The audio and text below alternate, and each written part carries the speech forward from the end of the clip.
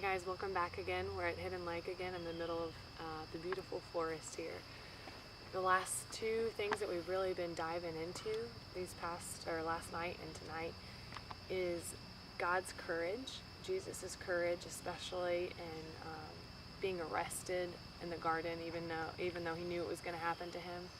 And then tonight we really dove into the fact that Jesus died for us and he suffered for us and what that means for our lives.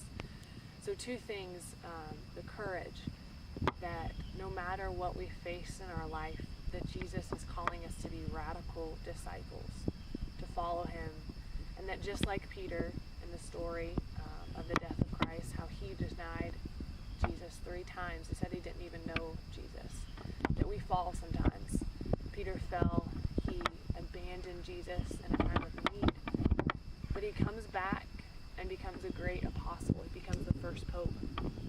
And in our life we have those same rhythms where we are following Christ for 3 years and then we betray him.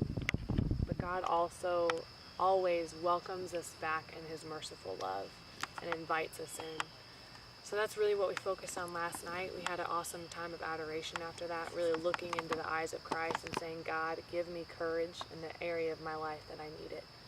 And then tonight what we focused in on is the story after Jesus has been arrested. He's taken and he's scourged and he's crucified and he gives up his life for us. And he says on the cross, it is finished. We talked about how our suffering is really empty and purposeless unless we bring Christ into it. It's unfinished, our unfinished suffering. And it only can truly be finished when we invite Christ into it.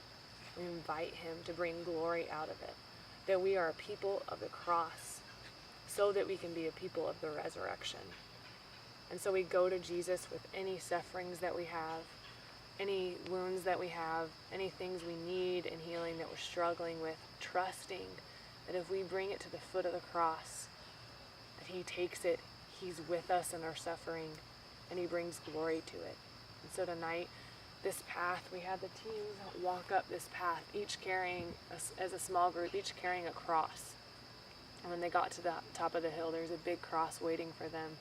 They're able to kiss the cross, to thank Jesus for this love, and to show us what it's like to really carry our cross as Christ did, with this love for others, with offering it to his Father, and bringing glory out of something that really seems to have no hope. So tonight, we invite you guys as parents, your teens have had some powerful experiences these last 2 nights. And they're going to keep having them until they come home. So we ask that you guys really dive into prayer and that when they come back, they've given their suffering to Jesus. And hopefully that's an opportunity for you to do it as well. And to be able to talk to your teens about this when they return. So it's not something that just happens here at camp, but it happens in our lives anytime we face suffering, and it happens in our families and in our homes. Thank you for giving us your teen for this week. It's been an awesome week. God is really moving and healing a lot of people in the baggage that we bring to camp, the baggage that we carry our whole life. And so thank you for making that possible. See you later.